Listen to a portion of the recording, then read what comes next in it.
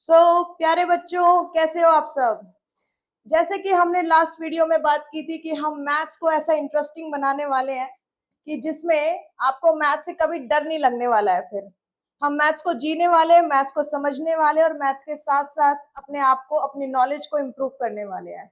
Right. So hello guys, hello students, मेरा नाम शिवांगी है और मैं आपके साथ केजीआई एनसीईआरटी के यूट्यूब चैनल पर मैथ सब्जेक्ट आप सबका लेने वाली हूँ। ओके। सो स्टूडेंट्स, जैसे कि हमने लास्ट वीडियो में बात भी की थी कि मैथ्स को हम लोग जीने वाले हैं। राइट। तो आज हम जो स्टार्ट करने वाले हैं उसमें सबसे पहले थोड़ा सा सिलेबस की बात कर लेते हैं कि हम लोग यहाँ पर जो सीरीज एनसीईआरटी की चालू करने वाले हैं उसमें क्या क्या होने वाला है। और देखिए, हमारा मेन फोकस इस वक्त, देखिए सबके ज्यादातर बच्चे हैं, सितंबर आने वाला, सब जानते हैं सितंबर में क्या होता है, मिड टर्म होता है। राइट। तो हम मिड टर्म को लेकर, उसको ध्यान में रखकर ही अपना सिलेबस को कोशिश करेंगे कि उसको कवर कर ले। राइट। टॉपिक वाइज, हर एक कंसेप्ट के क्वेश्चन वाइज। उसके बाद लास्ट में हम एग्जाम पॉइंट ऑफ व्यू से भी वीडियोस आपके लिए आएंगी जिसमें आप अच्छे से प्रैक्टिस क्वेश्चंस को अच्छे से प्रिपेयर कर सकते हैं। एग्जाम पॉइंट ऑफ व्यू से वो क्वेश्चंस काफी इंपॉर्टेंट होने वाले हैं। ठीक है। जैसे कि आप मेरे बैक में देख ही सकते हैं कि आज हम क्लास 10th का चैप्टर 1 रियल नंबर्स को लेकर स्टार्ट करने वाले हैं। राइट। रियल नंबर्स, अगर हम बात करें रियल नंबर्स की, तो देखिए बात हो रही है फिलहाल नंबर्स। रियल नंबर तो बाद में आएगा, पहले इसमें एक वर्ड आ रहा है जिसको हम बोलते हैं नंबर। हम लोग अपनी डेली लाइफ में नंबर्स को हमेशा यूज करते हैं, सोते से लेके जागते तक और जागने से लेकर सोते तक नंबर्स हमारी लाइफ में बहुत इंपॉर्टेंट रोल प्ले करते हैं। ये बात हम सब जानते हैं। दैट मीन्स इस चैप्टर को भी कहीं ना कहीं हम अपनी डेली लाइफ से कनेक्ट कर पाएंगे और इसकी नॉलेज भी हमारे लिए बहुत यूजफुल होने वाली है। दूसरा इसका फायदा क्या है कि आप अपने 10th बोर्ड के एग्जाम में भी ये चैप्टर पहले नंबर पर आता है। ऑलमोस्ट 6 to 7 मार्क्स का ये चैप्टर हमारा रहने वाला है। इसमें जो भी टॉपिक्स हमारे कवर होंगे वो आपके लिए बोर्ड एग्जाम के पॉइंट ऑफ व्यू से भी वेरी इंपॉर्टेंट है। अच्छा, चलिए, तो चैप्टर की बात को आगे बढ़ाते हुए, टॉप चैप्टर का नाम है रियल नंबर्स। तो रियल नंबर्स सबसे पहले समझ लेते हैं कि ये रियल नंबर्स होते क्या हैं। राइट।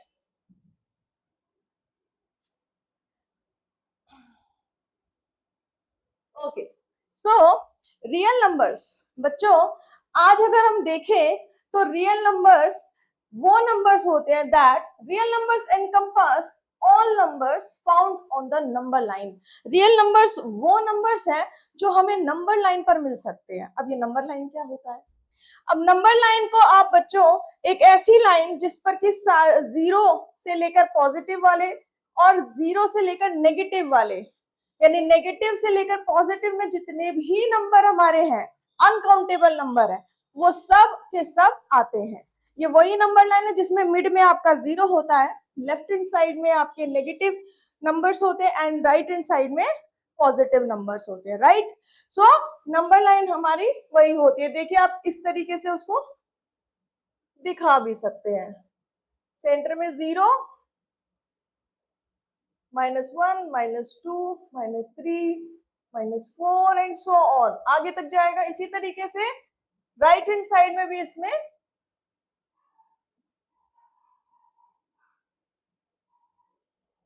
हमारे नंबर्स होते हैं। यानी कि नंबर लाइन पे हम जो भी नंबर शो कर पाए वो हमारा रियल नंबर है। इसका मतलब नंबर लाइन पे -4 भी आ रहा है, +3 भी आ रहा है, माइनस का 1/2 भी आ रहा है और 0.13 भी आ रहा है। तो यानी कि ये सब के सब क्या हो गए, रियल नंबर्स, क्योंकि हम नंबर लाइन पे इन सबको शो कर पाते हैं। ठीक है।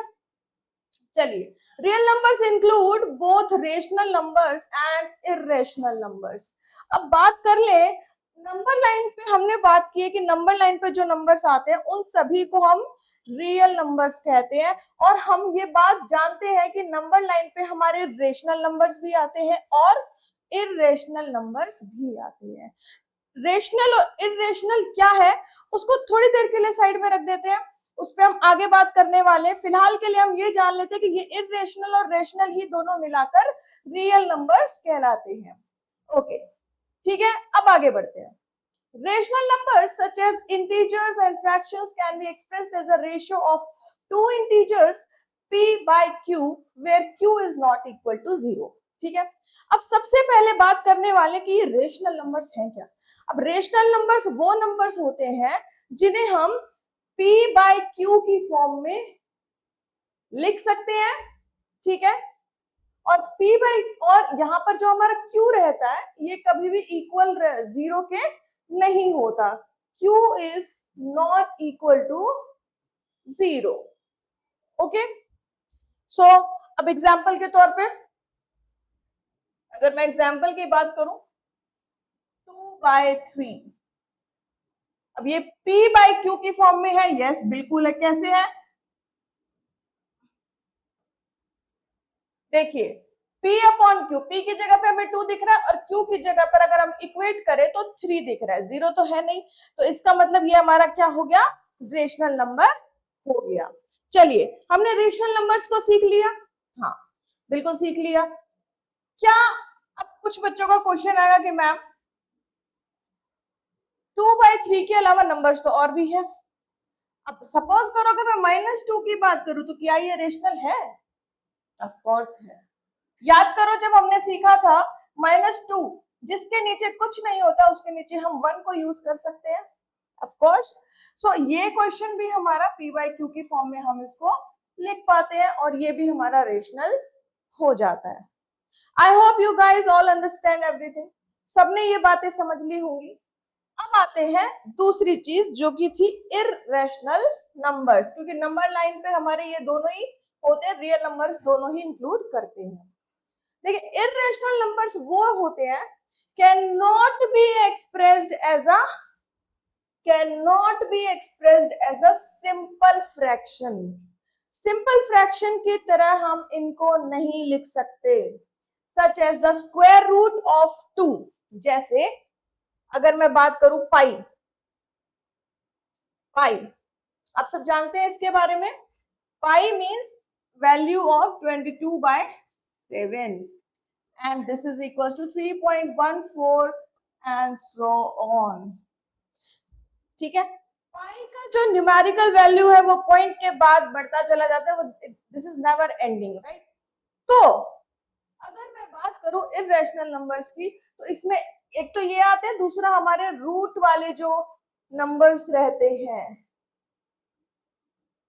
वो भी इसी में इंक्लूड होते हैं। तो यहां तक हमने रैशनल और इररेशनल दोनों को ही समझ लिया। रैशनल नंबर्स वो नंबर्स होते हैं जिसको हम p अपॉन q की फॉर्म में लिख सकते हैं, वन थिंग। सेकेंड इररेशनल वो है जिनको हम p बाय q की फॉर्म में नहीं लिख सकते हैं, राइट। अगर मैं बात करूं अब रियल नंबर्स, हमने बात की थी कि रियल नंबर्स वो है जिसमें रेशनल और इररेशनल दोनों आते हैं। So the set of real numbers is denoted by the symbol R। हम इन रियल नंबर्स को कौन से सिंबल से दिखाते हैं? R। ओके, कैपिटल R आपका सिंबल होता है। Now real numbers are crucial for representing quantities in everyday life such as measuring distance and calculating areas. देखिए ये रियल नंबर जैसे कि हमने बात करी हमारी डेली लाइफ में भी बहुत यूज होते हैं। कहाँ यूज होते हैं? एग्जाम्पल, हम डिस्टेंस अगर नापना चाहते हैं तो हमें नंबर की जरूरत पड़ेगी, ठीक है। अगर हम एरिया कैलकुलेट करना चाहते हैं, सपोज आप जिस रूम में बैठे हो इस वक्त या जिस भी क्लासरूम में बैठे हो, जहां से आप हमारा वीडियो देख रहे हो, हमारे चैनल को वीडियो को देख रहे हो और क्वेश्चंस को समझ रहे हो, उस रूम का एरिया अगर हम मुझे कैलकुलेट करना है तो उसके लिए भी मुझे नंबर्स की जरूरत पड़ेगी। अब मैंने समझा कि रियल में इररेशनल और रैशनल सभी नंबर्स आ रहे, दैट मीन्स इस दुनिया में जितने भी नंबर्स हमने अभी तक पढ़े हैं, जाने हैं, समझे हैं, वो सभी के सभी रियल नंबर्स होते हैं, क्योंकि रैशनल और इररेशनल का मतलब है सभी नंबर्स को इंक्लूड कर लिया गया। समझ गए बात? Okay, now they serve as the foundation for more advanced mathematical concept.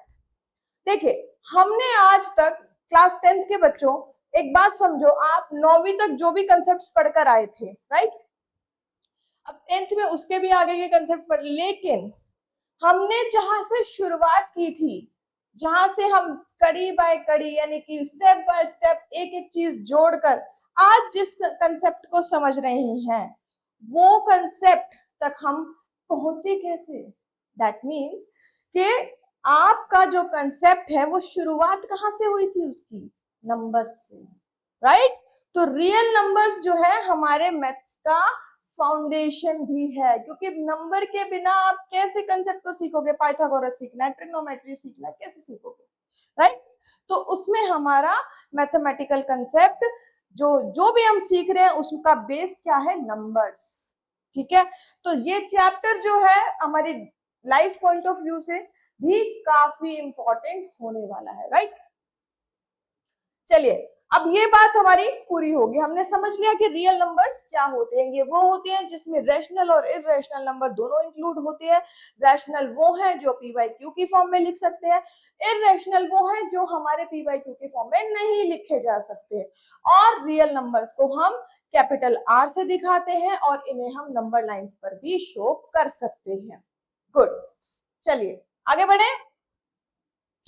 अब जब हम ये बात समझ गए हैं कि रियल नंबर्स का एप्लीकेशन हमारी डेली लाइफ में काफी है, तो अब हम इस पे थोड़ी और चर्चा करते हैं। नेक्स्ट टॉपिक जो हमारे एग्जाम पॉइंट ऑफ व्यू से काफी इंपॉर्टेंट है, जिसपे क्वेश्चंस भी आते हैं, that is the fundamental theorem of arithmetic. ये क्या कहती है? ये कंसेप्ट नाम सुनने में थोड़ा सा लग रहा होगा कि मैम पता नहीं क्या पढ़ाने वाली है, बहुत ही बड़ा सा कुछ आ गया है, अब हम इसे कैसे? कुछ नहीं है बच्चों, कुछ भी नहीं है, सिर्फ स्टेटमेंट को अगर आप समझ जाएंगे, दिस इज वेरी इजी, और आप इसे जानते हैं। सबसे बड़ी बात, आप इसको जानते हैं पहले से ही। देखिए कैसे, सिर्फ स्टेटमेंट और नाम दे दिया गया अलग से, बट आप इसको जानते हैं पहले से। अच्छा, आप मुझे बताइए, 30 is equal to 2 into 3 into 5, क्या ये बात हम नहीं जानते? 30 को 2 इंटू 3 इंटू 5 करके आ जाता है, क्या ये बात हम नहीं जानते? इसके अलावा और एग्जांपल्स अगर हम ले लें, 6, 2 इंटू 3 इंटू 1, ये बात हम जानते हैं। 25 ले लीजिए, 5 इंटू में 5, राइट? क्या ये बात हम नहीं जानते? ऑफ कोर्स हम जानते हैं, हम सबको पता है ये बात।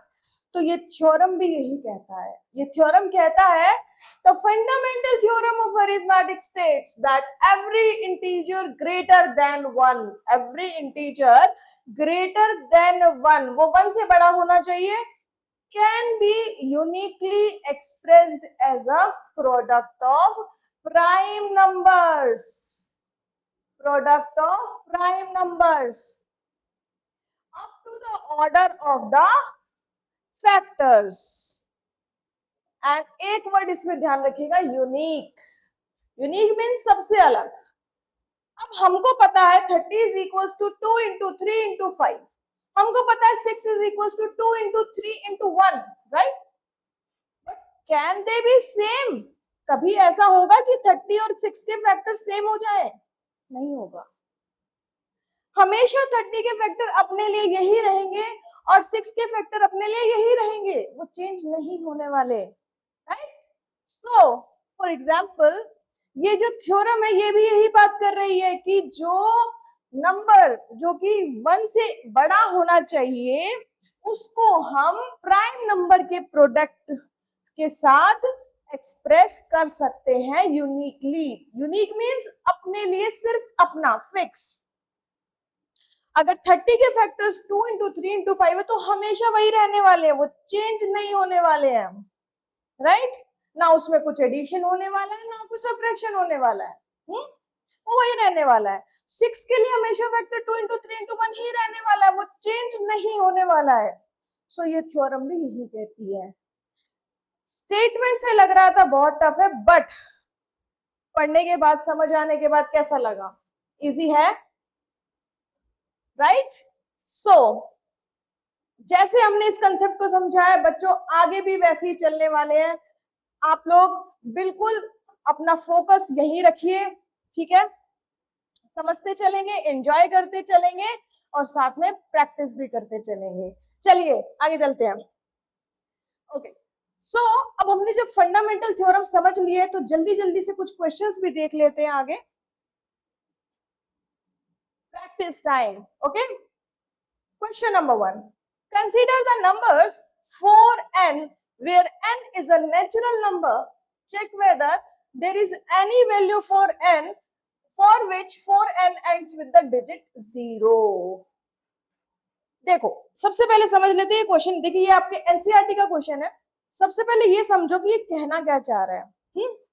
यहाँ पे ये पूछ रहा है कि ऐसे नंबर्स को कंसीडर करो जिसको स्ट्रक्चर अगर मैं मानू 4n होना चाहिए। अब यहाँ पे n आपका कोई भी नंबर हो सकता है। n can be 1 2 3 4 5 and so on. अगर मैंने इसको 4 5 भी लिखा है n की जगह पर, सपोज करो, तो ये आ गया वैल्यू मेरा 4 into 5, 4 5 20, राइट। अब आगे क्या कह रहा है, check whether there is any value for of n। Check करो कि कोई ऐसा वैल्यू n का हो जिसके लिए 4n जो है डिजिट 0 के साथ एंड हो। क्या ऐसा कभी हो सकता है? तो देखिए हमने जब n को 5 रखा तो 5 में ही हमारा जो वैल्यू आया वो 20 आया। तो डिजिट एंड विद 0 का मतलब है कि कोई ऐसी वैल्यू जिसकी वजह से 4n कभी 0 पे एंड हो। प्रोडक्ट जो आने वाला है यानी कि n की वैल्यू को पुट करने के बाद, मल्टीप्लाई करने के बाद जो नंबर है वो एंड हो 0 से, ये पूछना चाह रहा है।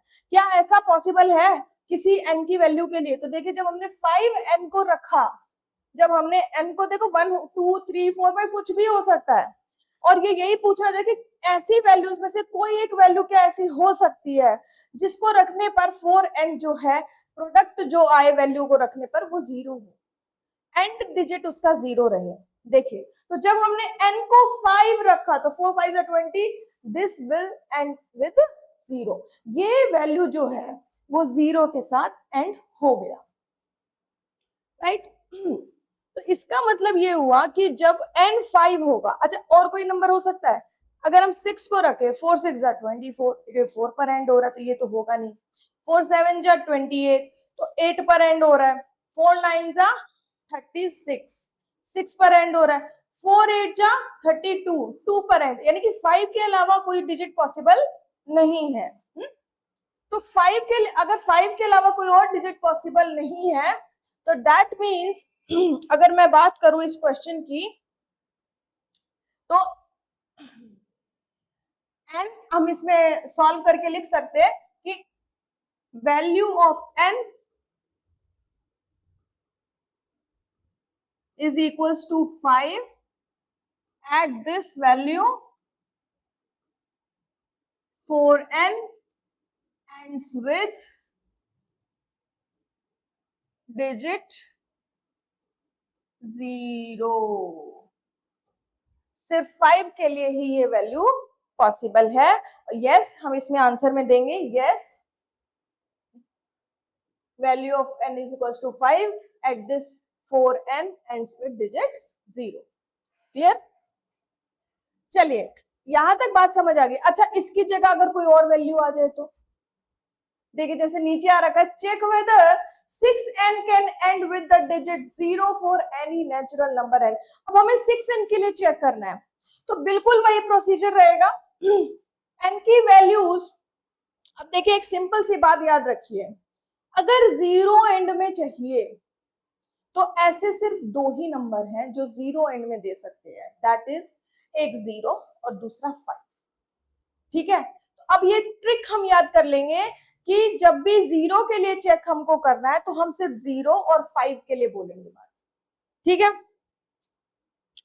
तो यहां पर 6n के लिए अगर बात की जा रही है तो n की वैल्यू जो है वो 0 और 5 हमको रखनी चाहिए, राइट।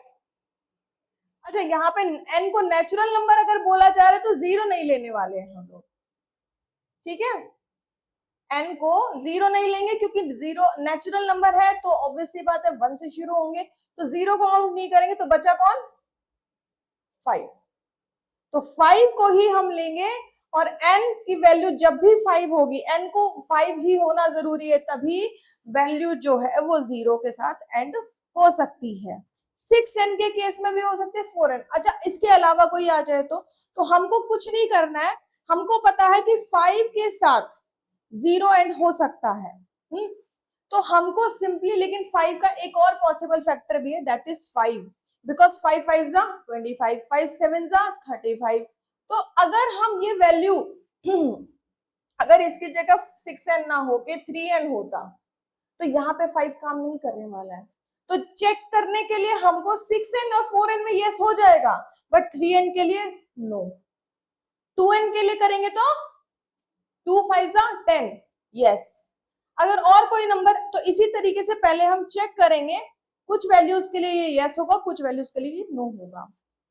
आई होप गाइज आपको ये क्वेश्चन समझ में आए होंगे। इस तरीके के और भी क्वेश्चंस आप घर पे प्रैक्टिस कर सकते हैं। ओके, आगे बढ़े, इससे यहां तक क्लियर होना चाहिए।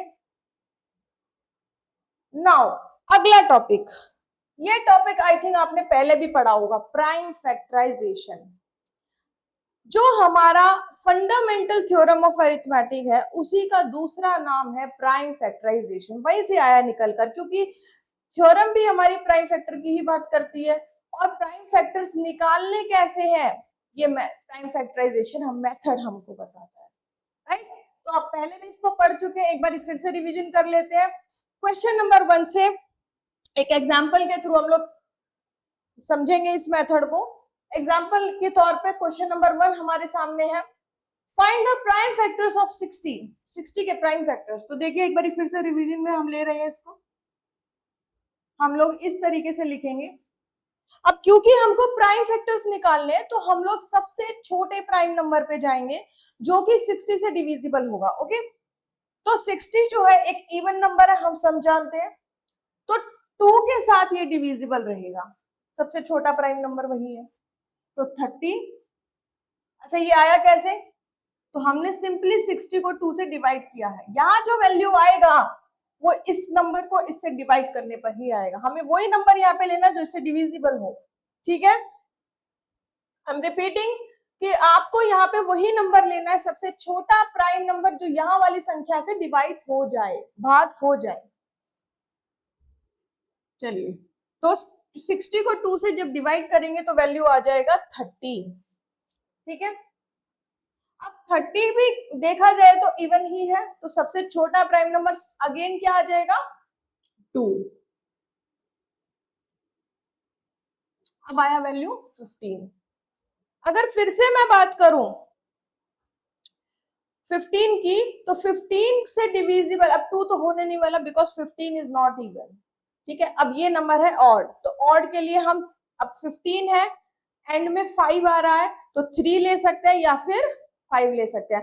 वैसे अगर हम सिंपली बात करें तो 3 के टेबल में 15 आता है, तो दैट मीन्स 2 के बाद जो प्राइम नंबर हम लोग काउंट करते हैं वो 3 है, तो 3 पे जा सकता है, तो डिवाइड करेंगे 5 आ गया।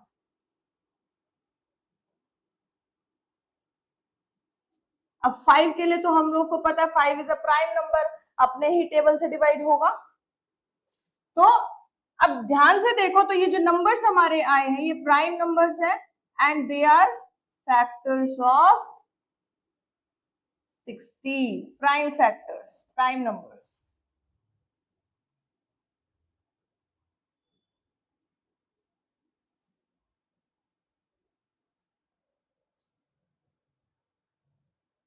Okay, done. चलिए, तो अब बात हमने की है, 60 हमारा आ चुका है, प्राइम फैक्टर्स कैसे निकाल, इसी को हम प्राइम फैक्टराइजेशन मेथड कहते हैं। अब हमको ये बात समझ में आ गई कि प्राइम फैक्टर्स को निकाला कैसे जाता है, राइट। एक बार और समझ लेते हैं, 60 यहां पर था, इससे डिविजिबल सबसे छोटा प्राइम नंबर 2 था, 2 इसलिए था क्योंकि ये इवन है। ठीक है, डिवाइड करेंगे, नीचे आ गया 30, फिर से 2 से जा रहा था तो हमने 15 लिया, अब 15 3 से के टेबल से डिविजिबल था तो 3 लिया, और ये लास्ट में 5। इस वैल्यू को तब तक हमको करते जाना है डिवाइड जब तक 1 ना आ जाए। ये देखिए लास्ट में 1 आ गया, 1 तो किसी से डिविजिबल हो नहीं सकता, तो हम लोग अपना वैल्यू जो है यहाँ पर कंप्लीट करेंगे। अच्छा students, what are the prime factors of 90? अब हम बात कर रहे हैं इसी तरीके से एक सवाल और आपके सामने, जल्दी से अपनी नोटबुक्स में से सॉल्व कर लीजिए, 2 मिनट्स टाइम।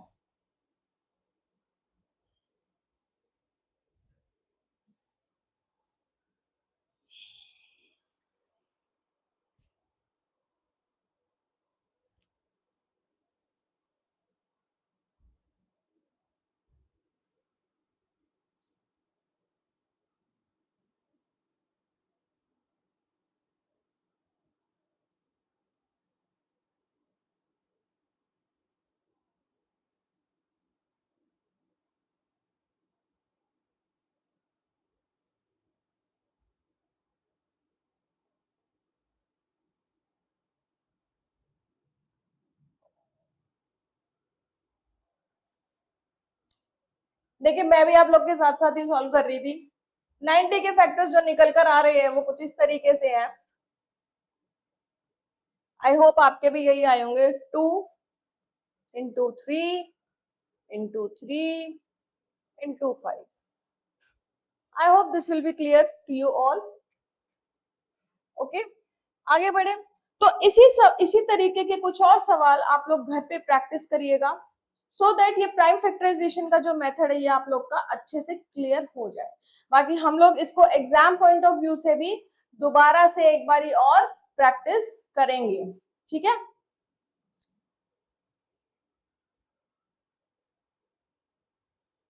आगे चलते, now this is practice time. देखिए बहुत सारे क्वेश्चंस आपके सामने हैं, ये आपके एनसीईआरटी के ही क्वेश्चंस हैं, एक्सरसाइज 1.1 के। So express each number is a product of its prime factors. हर एक नंबर को आपको प्रोडक्ट ऑफ प्राइम फैक्टर्स के रूप में शो करना है, ठीक है। अब हम सीख चुके हैं प्राइम फैक्टराइजेशन कैसे करते हैं, तो अब हमारे लिए ये बहुत इजी हो जाएगा। चलिए एक एक करके सॉल्व करते हैं। तो सबसे पहले आ रहा है 140,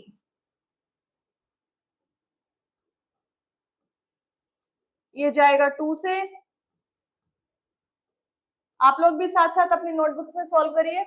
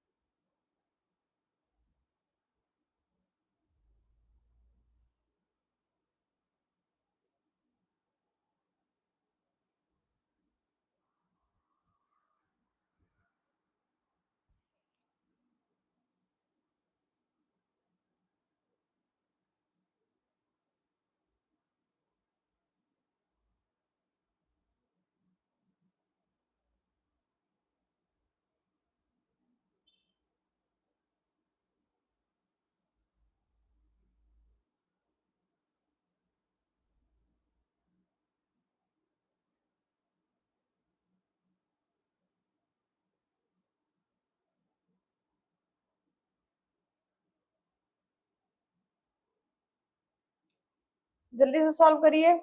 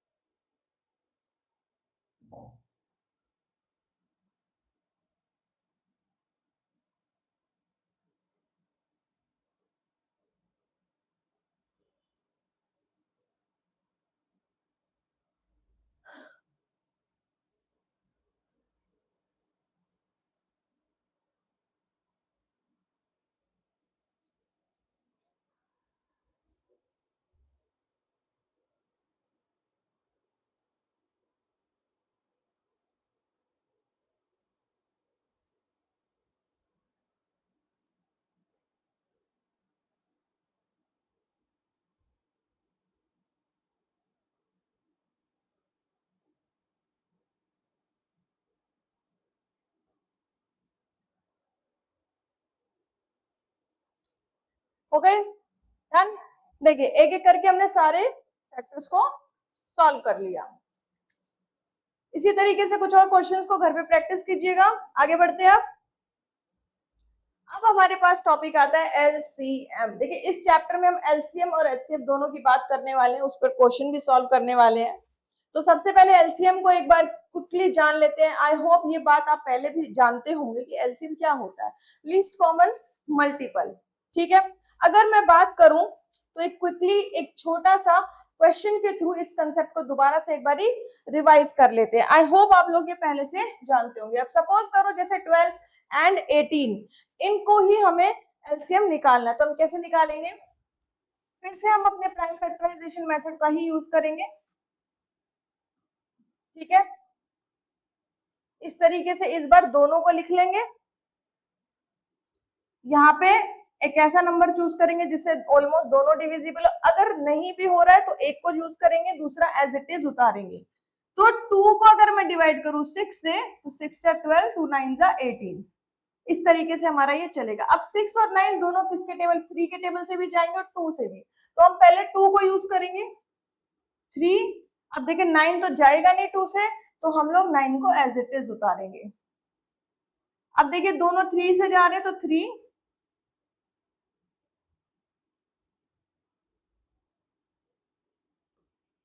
और ये 3, फिर से 3 से जाएगा और फिर से वही कोशिश कि लास्ट में 1 आ जाना चाहिए, राइट। तो अब जो हमारे फैक्टर्स आए that is 2 into 2 into 3 into 3 these. अब इसको मल्टीप्लाई करेंगे, 2 2 जा 4, 3 3 जा 9, 9 3 जा 9 4 जा 36। Now this will be your LCM for 12 and 18। 12 और 18 का एलसीएम हम इस तरीके से निकाल लेंगे। सब लोग को याद आ गया होगा कि एलसीएम का प्रोसेस हम कैसे समझते थे, कैसे करते थे। समझ में आ गई बात? एलसीएम समझ लिया। अब क्विकली अगले कंसेप्ट पे चलते हैं, HCF that is highest common factor. अगर मैं बात करूं एचसीएफ की तो एचसीएफ कैसे निकालेंगे? एचसीएफ में भी हम अगेन प्राइम फैक्टराइजेशन मेथड का यूज करेंगे। ठीक है, what is the HCF of 48 and 180?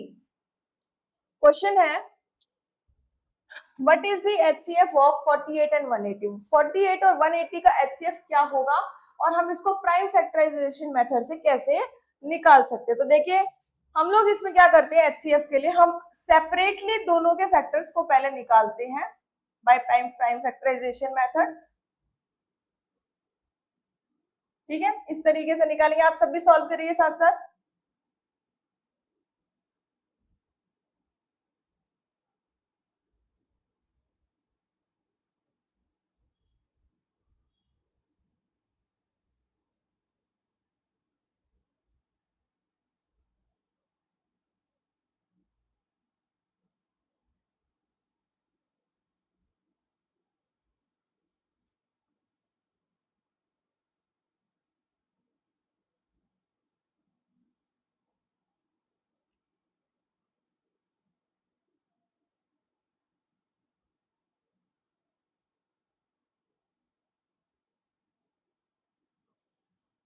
निकाल लिए। देखिए फैक्टर्स आ गए दोनों के। अब हमको ये देखना है कि इन दोनों में कौन कौन से नंबर कॉमन है एचसीएफ के लिए। नेक्स्ट स्टेप, एचसीएफ के लिए हम दोनों के कॉमन नंबर्स निकालेंगे। देखिए 2 दो बार इधर भी आ रहा है, इधर भी आ रहा है, तो यानी कि 4 हो गया। और क्या आ रहा है, 3 एक बार दोनों में आ रहा है, मल्टीप्लाई में 3 भी लिख लेंगे। ये 4 कैसे आया, 2 2 जा 4 हमने ले लिया, यहाँ लिख लिया इंटू 3। नाउ 4 और 3 को भी मल्टीप्लाई करेंगे, दैट इज 12। यानी कि इस तरीके से हमारा दोनों का एचसीएफ क्या आ गया, 12। ठीक है, सो 180 और 48 का हमने एचसीएफ निकाला 12। फिर से समझ लेते हैं एक बारी कि हम क्या करेंगे प्राइम फैक्टराइजेशन मेथड से, जैसे कि हमने पहले भी सीखा था। 48 और 180 दोनों नंबर्स या जितने भी नंबर आपको क्वेश्चन में गिवन है, उनका सेपरेटली आप लोग प्राइम फैक्टर्स निकालोगे पहले, फिर उन सब में कॉमन जो नंबर्स आ रहे हैं उनको निकालोगे और लास्ट में उनको मल्टीप्लाई करोगे। So this will be your 12। ठीक है, आगे बढ़ते हैं। एक और क्वेश्चन हमारे सामने इसी तरीके से आ रहा है।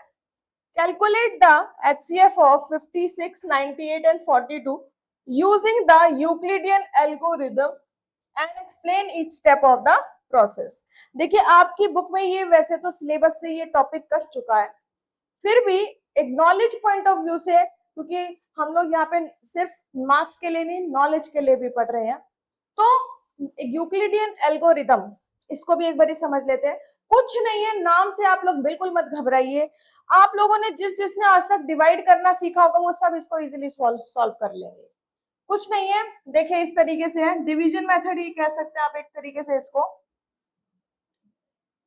डिवाइड का साइन बना लिया, जो सबसे बड़ा नंबर है उसको अंदर लिखा, उसके बाद सेकंड छोटे नंबर को बाहर लिखा। अब आप कहेंगे मैम 42, उसको भी लेंगे। ठीक है, पहले इसे सॉल्व कर लेते हैं, तो ये 1 पे जाएगा। डिवाइड करते हैं हम वो छोटा नंबर लेते हैं जिससे नीचे रिमाइंडर छोटा बचे, और उसी तरीके से सॉल्व करते हैं। तो हमने देखा कि 56 की अगर मैं बात करूं तो 98 के सेकंड अगर 56 में 2 पे जाएंगे तो 100 से ऊपर जाएगा, राइट, तो 1 पर ही जाएगा।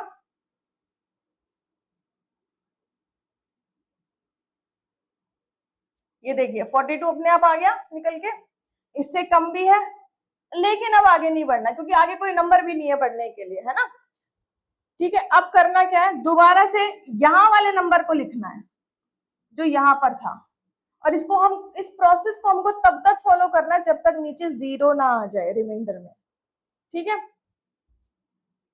ये भी 1 पे ही जाएगा क्योंकि 2 पे जाएगा तो 80 क्रॉस कर जाएगा, तो माइनस करेंगे और ये 1, 14 आ गया। अब इसकी बारी, इसको लिखेंगे, इसके आगे नहीं बढ़ेंगे। ठीक है, ये मेथड आई थिंक एचसीएफ का आप लोगों ने सबने सीखा होगा, बस नाम देख के आप लोग घबराइए नहीं।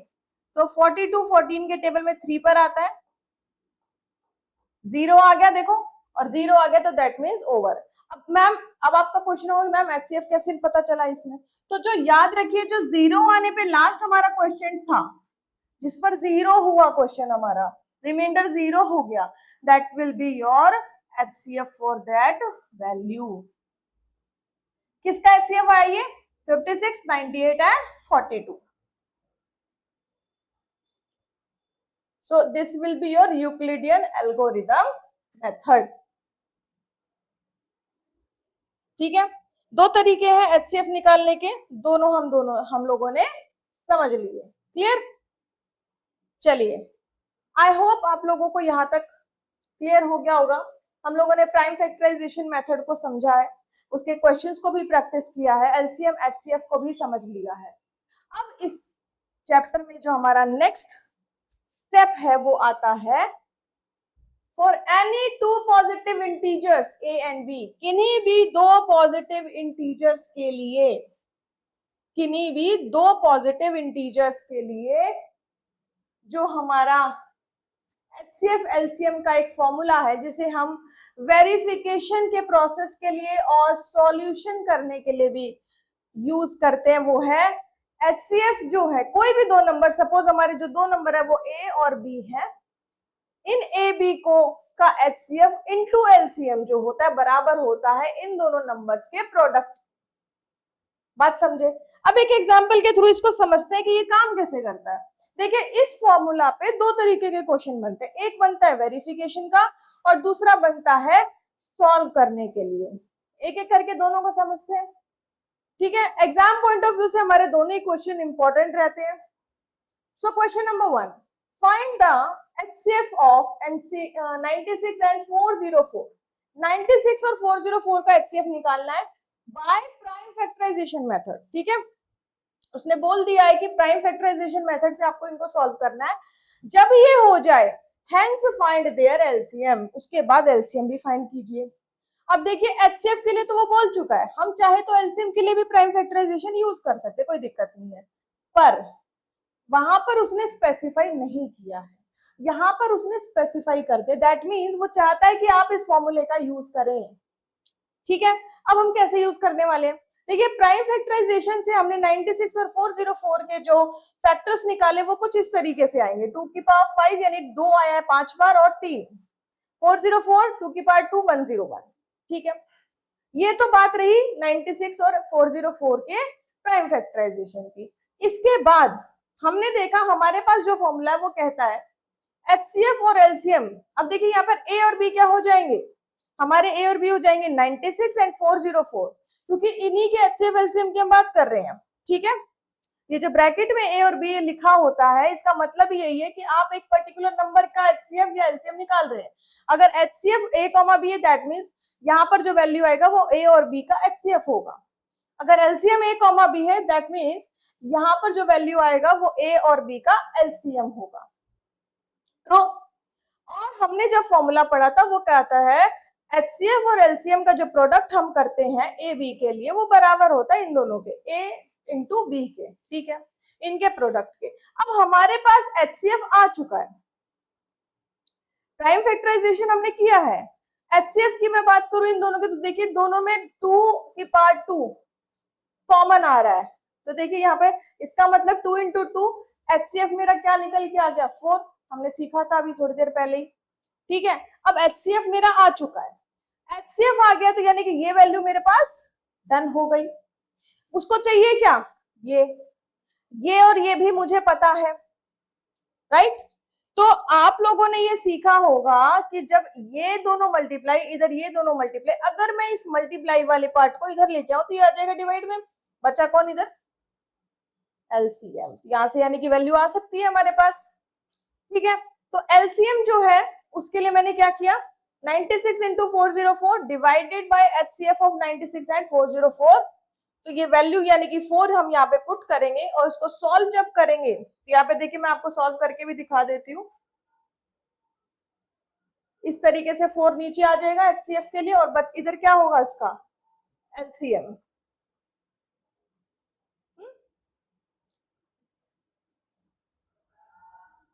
ठीक है। तो वैल्यू आपके पास आ जाएगा 9696 9696। सो अब इस मेथड का यूज भी समझ में आ गया, ये फॉर्मूला यूज कैसे होना है। हम लोग प्राइम फैक्टराइजेशन से भी निकाल सकते थे बट क्वेश्चन में स्पेसिफाइड ना होने की वजह से हमको अपना फॉर्मूला यूज करना चाहिए, ठीक है, जो कि हमारे लिए इजी भी है। अच्छा, अब हमें ये बात समझ में आ गई इजीली कि ये फॉर्मूला यूज कैसे होना है।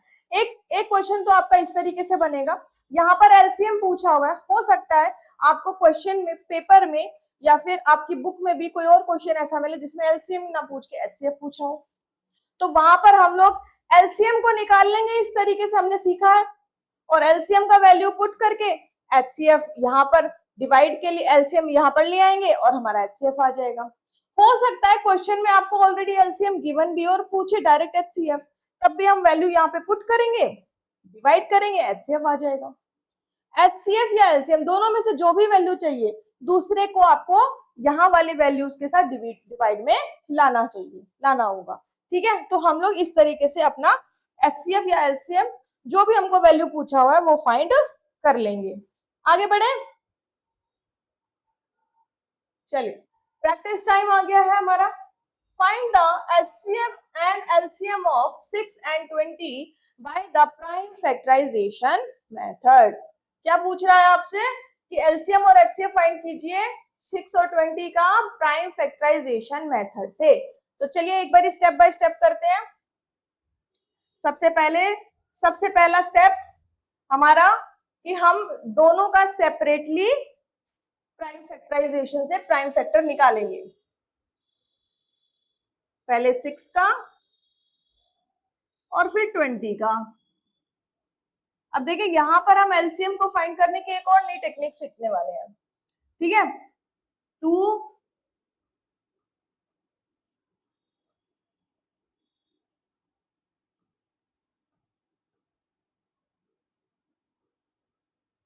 दोनों के प्राइम फैक्टर्स आ गए। अब एलसीएम के लिए हमने पिछली बार सीखा था कि हम दोनों को इकट्ठे और फिर लास्ट में मल्टीप्लाई कर देते थे, पर यहां पर हम एक और टेक्निक सीख लेते हैं।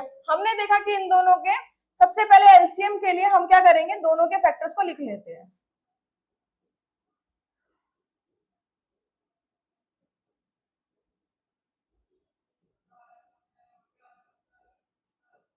लिख लिया।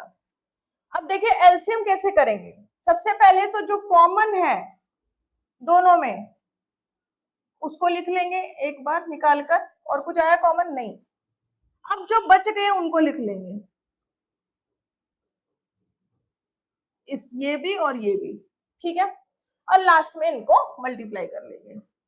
2 2 जा 4, 4 5 जा 20, 20 3 जा 60। एलसीएम पता चल गया। एचसीएफ का तरीका वही है कि दोनों में कॉमन निकाल लेंगे, जो हाईएस्ट कॉमन फैक्टर होगा। 2 तो आ ही रहा है, इसके अलावा और कुछ है बस। तो एचसीएफ जो रहेगा हमको पता है, कॉमन लेते हैं, दैट इज 2। ठीक है, इसके अलावा कुछ है नहीं। So HCF LCM prime factorisation method से हमको यहाँ पर निकालने आ गए। अगला क्वेश्चन है हमारे सामने, find the HCF and LCM of 6, 72 and 120 using the prime factorisation method. फिर से एक और नया क्वेश्चन हमारे पास आया, जल्दी से आप लोग अपनी नोटबुक्स में से सॉल्व करिए, साथ साथ हम भी करते हैं।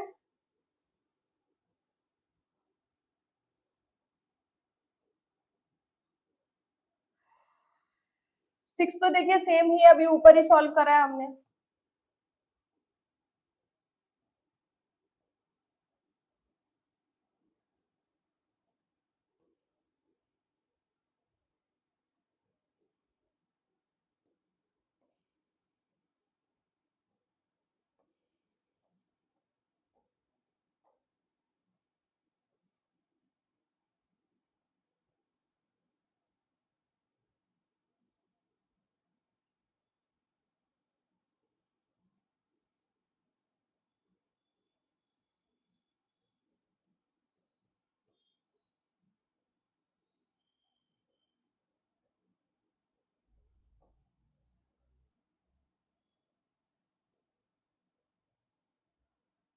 तीनों के फैक्टर्स आ चुके हैं।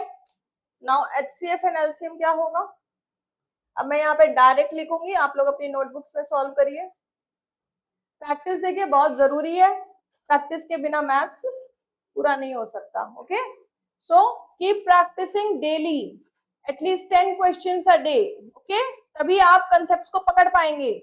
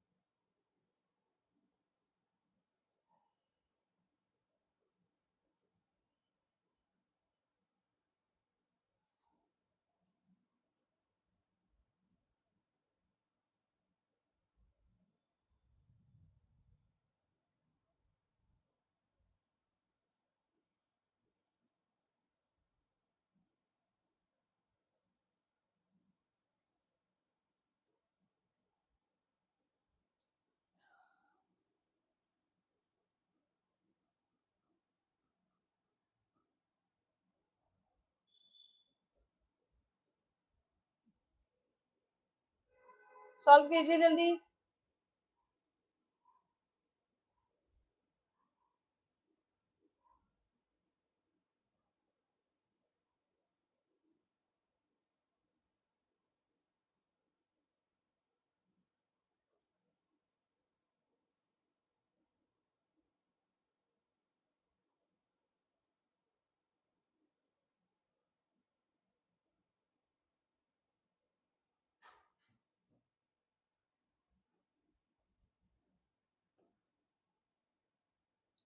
आई होप सबने सॉल्व कर लिया होगा।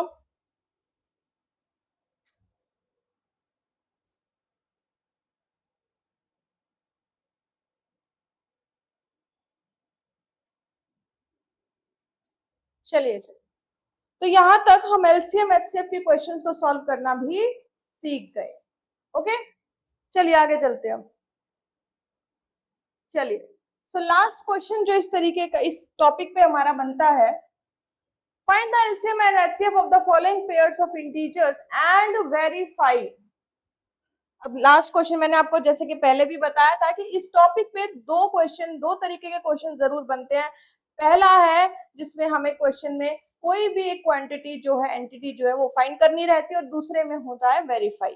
तो यहाँ पर हमारा जो क्वेश्चन है, देखिए इसका एक पार्ट मैं आपको सॉल्व करके सिखाती हूँ कैसे करना है, फिर बाकी के दो आप लोग ट्राई कीजिएगा।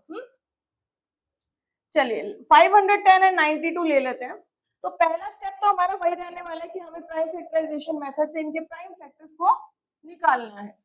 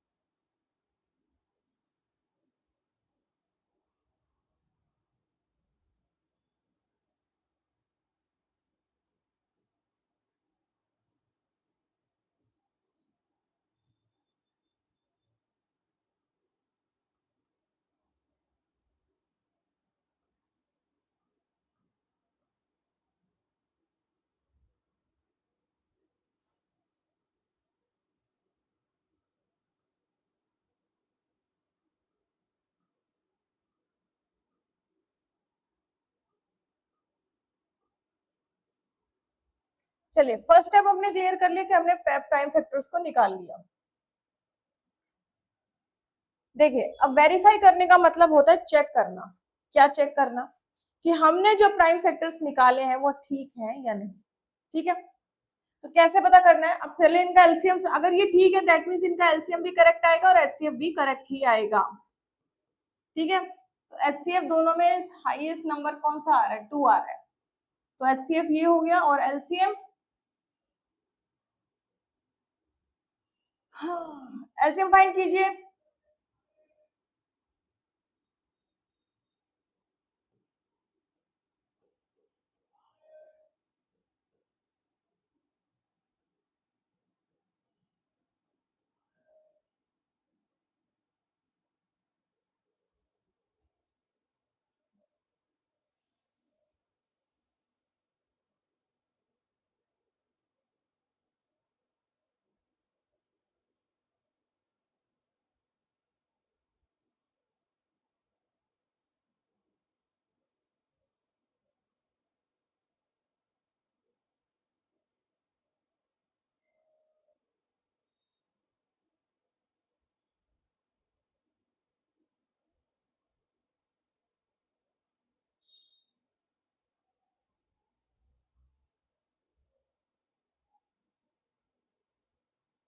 तो यहाँ पर वैल्यू हमारा क्या आएगा?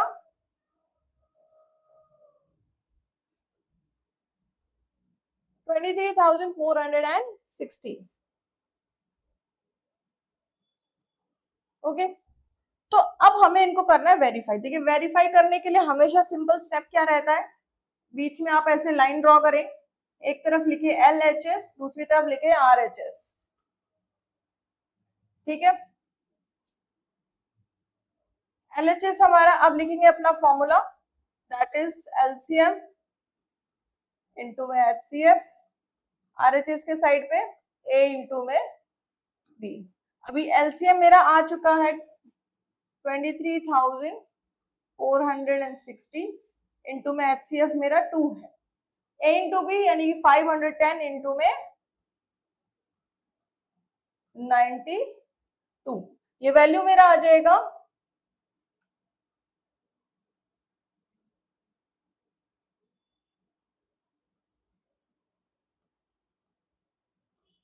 अगर दोनों वैल्यू सेम आ रही है, LHS और RHS बराबर आ रहा है, दैट मीन्स आपने जो वैल्यूज निकाली हैं, प्राइम फैक्टर्स निकाले हैं, LCM HCF फाइंड किया, वो करेक्ट है। तो देखिए यहाँ पर हमारा LCM और HCF बराबर है, यहाँ पे लास्ट में हम लिख सकते हैं LHS equals to RHS, verified.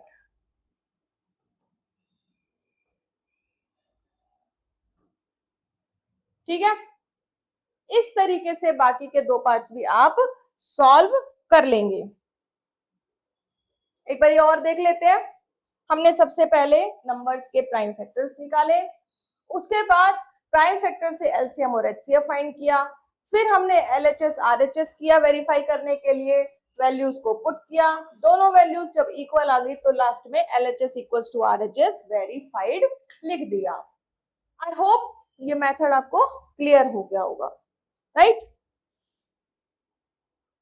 चलिए आगे बढ़े।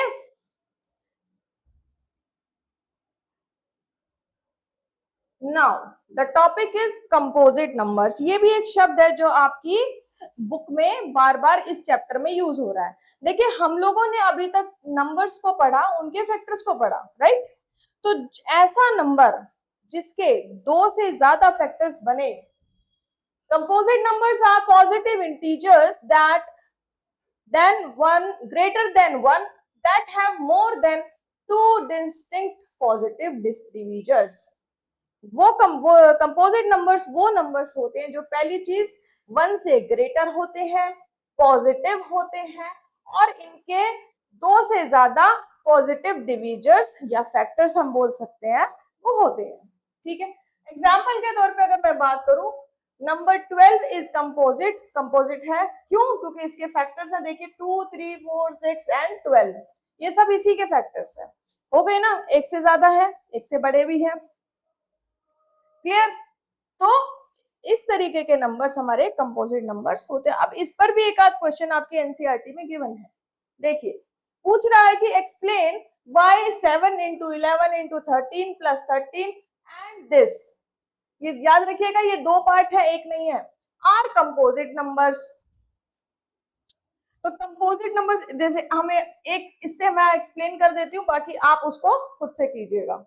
ठीक है, अगर मैं इसको ले लूं तो क्वेश्चन को करना कैसे, देखिए सबसे पहले इसको लिख लेंगे। ध्यान रखिए, देखो 13 इधर भी आ रहा है, इधर भी आ रहा है, तो हमने इसको उठा के बाहर कर लिया। अंदर कौन बचा, इस तरीके से ब्रैकेट लगाएंगे, 7 और 11 इधर बच गए, इधर 1 हो गया। ठीक है, ये L नहीं है, 1 है। ठीक है, तो ये मेरा आ गया 77।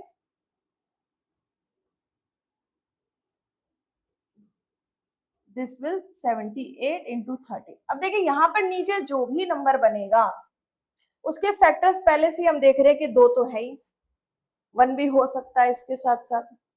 तो इसीलिए हम कह रहे हैं कि ये जो मेरा नंबर है इसको सॉल्व करके जो भी आएगा वो कंपोजिट नंबर है, क्योंकि देखिए पहले से यहाँ पर डिवीजर तैयार है। ठीक है, इसी तरीके से ये दूसरा पार्ट भी होने वाला है।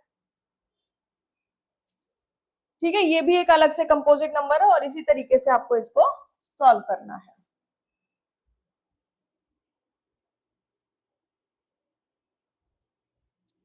Clear?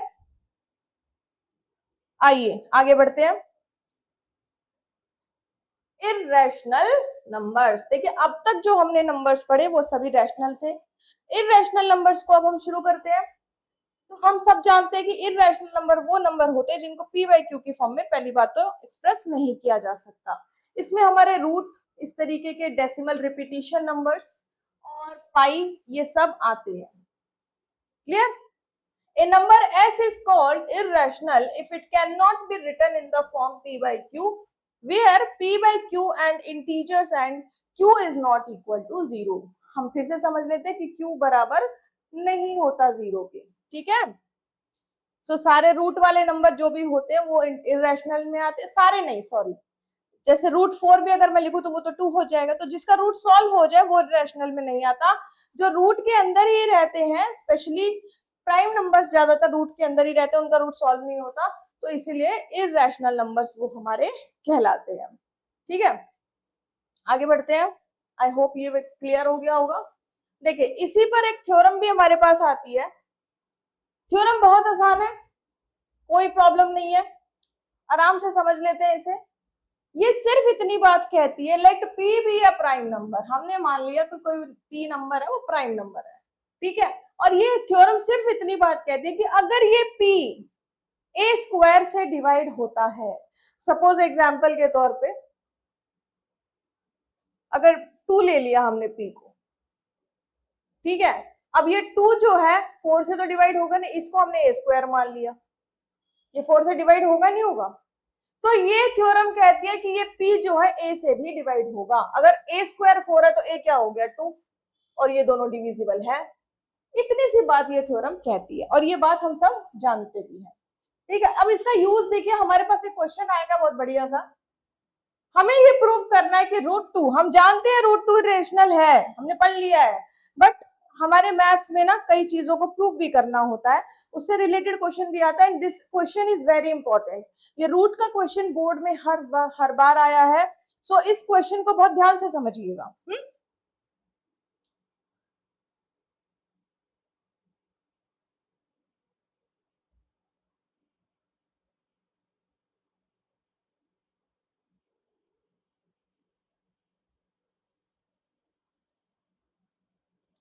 √2 is prove √2 is irrational.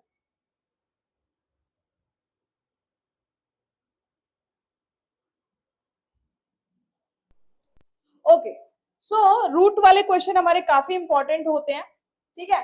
तो एग्जाम में हर बार आपका रूट का क्वेश्चन प्रूव करने के लिए जरूर आएगा, ठीक है। तो इस क्वेश्चन को बहुत ध्यान से और अच्छे से समझिएगा।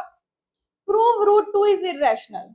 हमको पता है √2 इरेशनल है, बट हमको मैथ्स में हमेशा कुछ चीजें प्रूफ करने के फॉर्म में भी आती है। तो हमको यहाँ पे प्रूफ करना है कि √2 इरेशनल है। हम क्या करेंगे, यहाँ पे कॉन्ट्राडिक्शन ले। कॉन्ट्राडिक्शन मतलब हम उल्टा चलेंगे, ठीक है।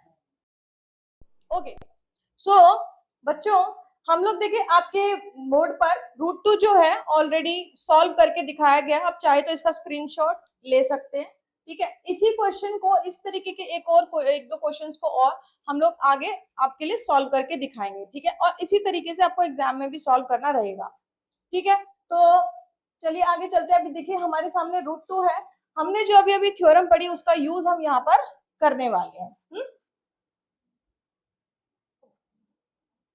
चलिए अब यहाँ पर √2 के लिए हम लोग सॉल्व करेंगे।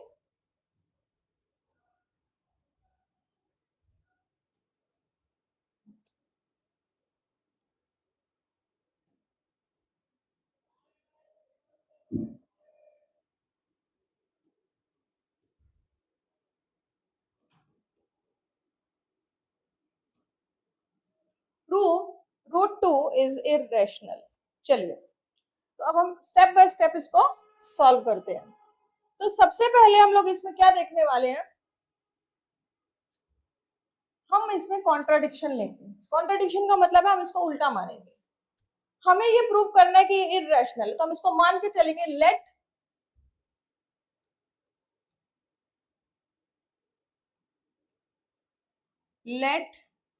√2 इज रैशनल नंबर। हमने ये मान लिया, ओके। अब क्योंकि अगर हमने ये माना है कि रैशनल है, तो इसको ऑब्वियसली बात हम p बाय q की फॉर्म में लिख सकते हैं। सो √2 इज इक्वल्स टू, क्योंकि rational numbers p by q की फॉर्म में लिख सकते हैं। And here p and q are coprime. अब ये वर्ड एक और हमारे पास आ गया है। को प्राइम का एक मतलब होता है, समझ लेते हैं इसको पहले। हमने क्यों माना कि p और q को प्राइम है। को प्राइम का मतलब होता है ऐसे दो नंबर जो आपस में डिविजिबल नहीं होते, उनका कॉमन फैक्टर HCF मान लो 1 ही रहता है, ठीक है। अब p और q यहाँ पे को प्राइम है, ठीक है। हमने माना √2 p और q है, p अपॉन q है, और q मेरा यहाँ पर 0 नहीं हो सकता क्योंकि हमने इसको रेशनल माना है। ठीक है, नाउ अगर मैं इसको, अब मैं करती हूँ इसको दोनों साइड पे squaring, both side. Next step हमारा क्या है, squaring both sides. True, both side पे अगर मैं स्क्वायरिंग करूं तो इसको मैं कुछ ऐसा लिख सकती हूँ,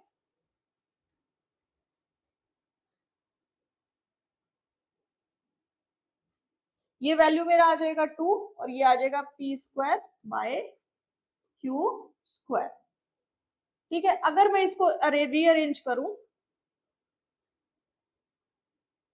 तो ये मेरा आ जाएगा 2q square is equals to p square. अब हमने एक क्वेश्चन पढ़ा था, हमने एक थ्योरम पढ़ी थी, वो क्या थी, वो कहती थी कि भाई p स्क्वायर जो है वो 2q स्क्वायर के बराबर अगर है तो हमने पढ़ा था कि कोई भी प्राइम नंबर, हमारा मान लिया था हमने p एक प्राइम नंबर है और वो अगर a स्क्वायर के बराबर है तो वो a के भी डिविजिबल होगा। हमने यही पढ़ा था कि अगर एक p जो है वो a के स्क्वायर से डिविजिबल है तो वो a से भी डिविजिबल होगा, हमने ये पढ़ा था।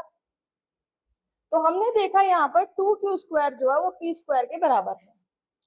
ठीक है, यहां से मैंने देखा ये जो, अब देखो यहाँ पर q स्क्वायर जो है वो 2 से मल्टीप्लाई हो रहा है, राइट। अगर 2 से मल्टीप्लाई हो रहा है तो 2 से मल्टीप्लाई होने के बाद ये पूरा का पूरा नंबर क्या हो जाएगा, इवन हो जाएगा, राइट। तो p स्क्वायर जो है अगर मैं इसकी बात करूं 1 में 2, इस इक्वेशन को मैं फर्स्ट मान लेती हूँ। यहां से मैंने देखा p स्क्वायर जो है 2 से डिविजिबल है, देखिए यहां से देखिए p स्क्वायर अपॉन 2 आ रहा है, दैट मीन्स यहां से हमने देखा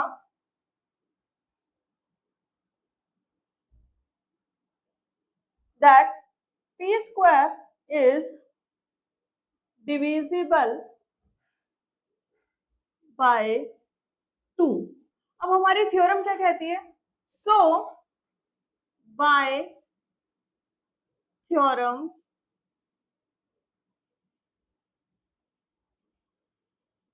p is also divisible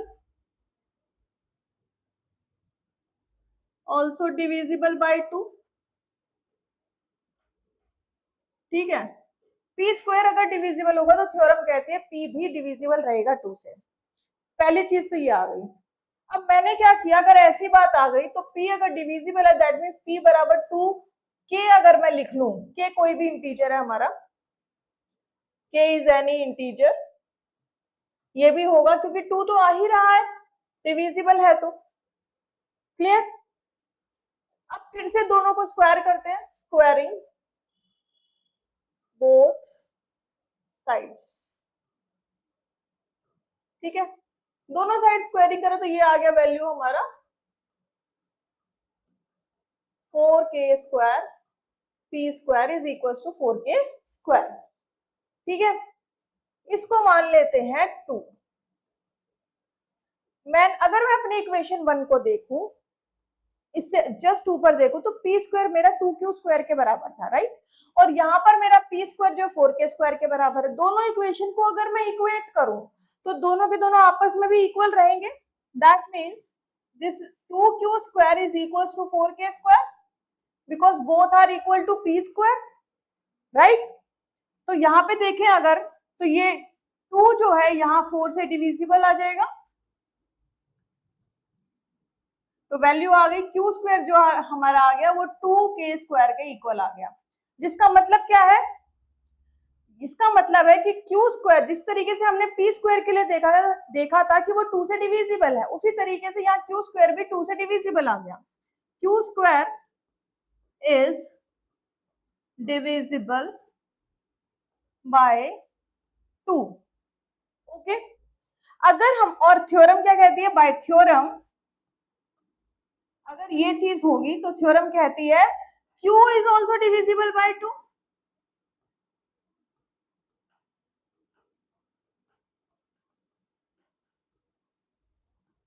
अब हमने देखा था कि p और q तो को प्राइम है, को प्राइम मतलब उनका आपस में कॉमन कोई भी फैक्टर नहीं होगा, वो डिविजिबल नहीं है। हमने देखा p and q both are divisible by 2।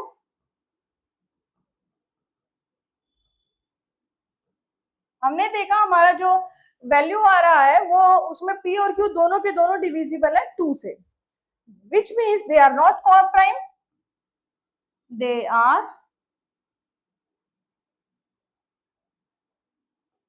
not co-prime।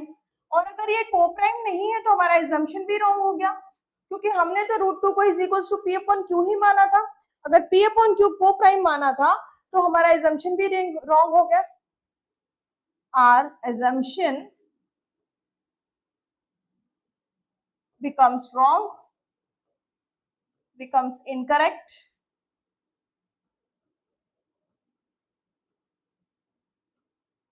क्या assumption था हमारा? √2 irrational है, hence √2 is rational।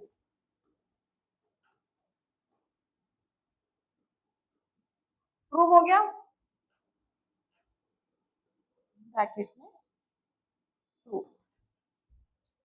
So students, this is very important from the exam point of view. आप लोग इसे अच्छे से नोट कर लें, समझ लें, और एक बार और हम एक्सप्लेन कर देते हैं।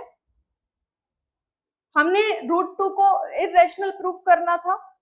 इररेशनल प्रूफ करने की वजह से हमने क्या किया, इसको उल्टा कंट्रडिक्शन में माना कि लेट √2 इज रेशनल नंबर। अगर वो रेशनल है तो वो p बाई क्यू के बराबर होगा, जिसमें कि p और q कोप्राइम नंबर्स होते हैं। दोनों साइड पे हमने स्क्वायरिंग करी, स्क्वायरिंग से हमारा 2 is equals to p square upon q square आ गया, which is equals to 2q square upon p square, जहां से हमने अपना एजम्पशन लिया कि q स्क्वायर जो है p स्क्वायर जो है वो डिविजिबल होगा 2 से। थ्योरम कहती है अगर p स्क्वायर 2 से डिविजिबल है तो p भी डिविजिबल होगा। फिर हमने देखा कि अगर ऐसा है तो p बराबर 2 के लिखा, k इज एनी इंटीजर, वो होगा ही। स्क्वायरिंग किया फिर से बोथ साइड, हमारे पास रिलेशन निकल कर आया p square is equal to 4k square. हमने देखा था p स्क्वायर तो 2q स्क्वायर के भी बराबर था, दोनों को इक्वेट किया तो वैल्यू आई q square is equal to 2k square. यहां से हमने देखा कि q भी 2 से डिविजिबल आ रहा है, और फिर हमने assumption जो हमारी मानी थी that p and q are co-prime just because उन दोनों में 2 आ रहा है 2 for the divisibility, इसीलिए हम मानेंगे that they are not co-prime। तो हमारा assumption wrong हो गया, हमने माना था ये irrational है, assumption wrong होने की वजह से हमने ये प्रूफ किया कि √2 is a irrational।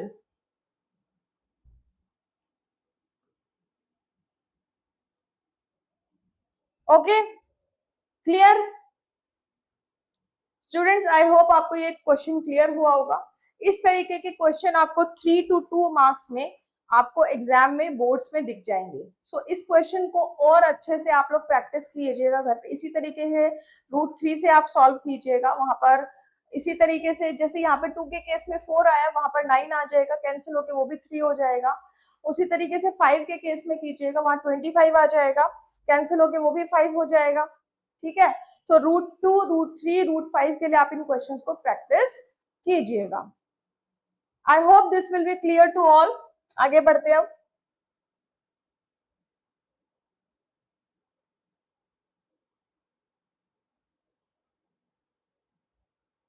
ओके, अब इस चैप्टर का आखिरी टॉपिक और आखिरी तरीके का सवाल, ये भी आपके एग्जाम्स में जरूर पूछा जाता है। क्वेश्चन वही है लेकिन थोड़ा सा फॉर्मेट बदला। क्या बदला? इस बार √3 ना होके 5 माइनस √3 को हमने बोला इररेशनल प्रूफ कीजिए। तो कैसे करेंगे? देखिए √3 तो इररेशनल है, वो हम सबको पता है, राइट? हमने अभी अभी प्रूफ किया है। तो हमने क्या माना, हमने एज्यूम कर लिया फिर से वही तरीका कि 5 माइनस √3 को हमने रेशनल मान लिया। ठीक है, वी कैन फाइंड कोप्राइम ए, और यहाँ पर हम क्या ले लेंगे, अगर 5 माइनस √3 रेशनल है तो 5 माइनस √3 ए अपॉन बी के बराबर होगा। अगर ये ए अपॉन बी के बराबर होगा तो यहाँ पे बी नॉट 0 होगा, और ए और बी हमारे क्या रहेंगे, कोप्राइम रहेंगे। ठीक है, ए और बी हमारे क्या रहेंगे, कोप्राइम रहेंगे। फिर से वही सेम तरीका है, बिल्कुल सेम क्वेश्चन है। हमने यहां से निकाला √3 को हम इस तरफ ले गए और ए और बी को इधर ले आए। ठीक है, जिससे ये इक्वेशन हमारी बनके तैयार हो गई। हमने देखा कि ये √3 है, लेकिन इसको हमने जब सॉल्व किया तो ये वैल्यू ये आ गया। ठीक है, कैसे आया देख लेते हैं एक बारी। 5 माइनस ए अपॉन में बी था हमारे पास, एलसीएम लेंगे, वैल्यू आ गया नीचे बी, ऊपर आ जाएगा 5b माइनस ए। ये देखिए वैल्यू आ गया √3 के बराबर। हमने देखा कि ए और बी जो है वो इंटीजर्स है, और 5 माइनस ए अपॉन बी को ऑब्वियसली बात है रेशनल ही होना चाहिए था। फिर अगर ए और बी इंटीजर्स है तो ये पूरे वैल्यू को रेशनल आना चाहिए था, और ये पूरी वैल्यू बराबर किसके है, √3 के, तो √3 को भी रेशनल होना चाहिए। पर हमने पहले से ही ये प्रूफ किया हुआ है दैट √3 इज इररेशनल, राइट। अगर √3 इररेशनल दैट मींस ये पूरी की पूरी वैल्यू भी इनकरेक्ट हो गया, हमारा assumption इनकरेक्ट हो गया, तो ये पूरी की पूरी वैल्यू भी हमारा क्या हो गया, इररेशनल प्रूव हो गई। Hence 5 minus √3 is are irrational number. ठीक है, सो क्लास स्टूडेंट्स, प्यारे बच्चों, घर पे आप इन क्वेश्चंस को जो हमने यहाँ पर साथ साथ प्रैक्टिस की है, आप घर पे खुद से भी एक बार इसको रिवीजन के तौर पर प्रैक्टिस कीजिएगा। इसी तरीके के कम से कम 10 क्वेश्चन और प्रैक्टिस कीजिएगा। Maths is a subject of practising which needs practice. ठीक है, डेली 10 क्वेश्चन जो भी आप यहाँ से सीखते जा रहे हैं, जो भी आप अपने टीचर से जो क्लासरूम्स में सीखते जा रहे हैं, डेली 10 क्वेश्चन प्रैक्टिस कीजिएगा। Okay, that will improve your results. Thank you so much हमारे वीडियो से इस समय तक जुड़ने के लिए। धन्यवाद। राधे राधे। हो गया।